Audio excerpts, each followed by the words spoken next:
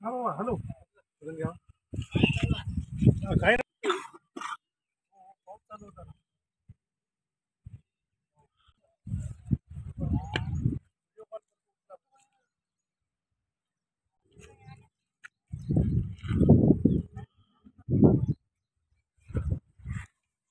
राहुल भाऊ जय महाराष्ट्र. हो पण आता ती जी मशाल करायची ना ते मशालीमध्ये ती ब्लॅक कलरची मी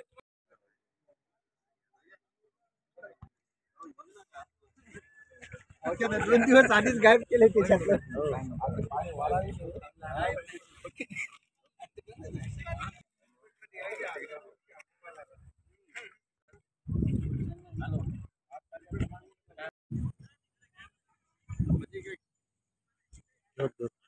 पाण्यात थांबा.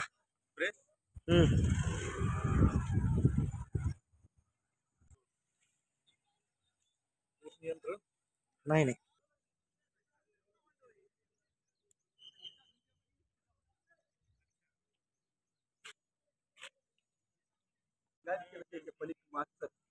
असेल तरी वरी असेल.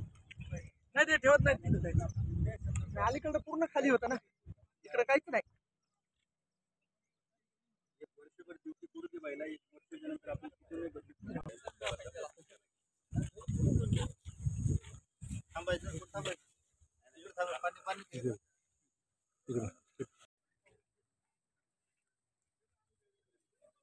तांदूळ देवराव पाससगाव या पुलाचं उद्घाटन मुख्यमंत्र्यांच्या हस्ते झालं. अजून काम चालू नाही. ते काय सगळं सोबा हलवाली येणं जाणे बंद झालं. वाहतूक शेतकऱ्याची हालवाली. हे आता काय भलतं पाणी चढत राहिले. आता हे शेती नुकसान, हे नुकसान, येण्या जाणाऱ्याची अवस्था बेकट झालेली आहे. हे आता परिस्थिती बरोबर नाही. किती दिवस झालं पुलाचं उद्घाटन होऊन अजून काही केलं नाही. या काम पुलाचं हे पूल करण्यात यावं. हा भाऊ काय सांगाल? हा पूल मागच्या वेळेस आदित्य साहेबांच्या हाताने उद्घाटन करून घेण्यात आलं होतं. त्यानंतर आमदार महोदय शिंदे गटात गेले आणि त्यानंतर या पुलाचं उद्घाटन एकनाथ शिंदेच्या हस्ते ऑनलाईन करण्यात आलं.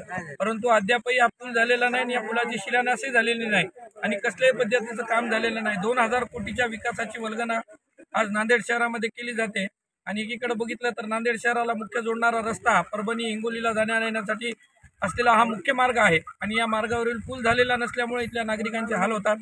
नदीचे रुंदीकरण करणे गरजेचे आहे, तेही काम झालेले नाही आहे. आणि नांदेड शहराला सगळ्यात मोठा म्हणजे आपल्या शहरामध्ये एंट्री झाल्याबरोबरचा हा विकासाचा एक मॉडेल नांदेड शहरासाठी आणि ज्यांनी विकासाची आम्ही एवढा विकास केला तेवढा विकास केला म्हणून त्यांनी जी वल्गना केली आहे ती त्यांच्यासाठी एक मोठी चपराक आहे आणि नांदेडवासियांना दिसत आहे. आणि आज पाण्याने सगळ्या याची पोलखोल केलेली आहे. तरी येणाऱ्या सरकारमध्ये महाविकास आघाडीचे सरकार आल्यावर आम्ही नक्कीच हे पूल बांधण्याचे आमच्या नेत्यांना सांगून आम्ही पूल बांधून घेऊ.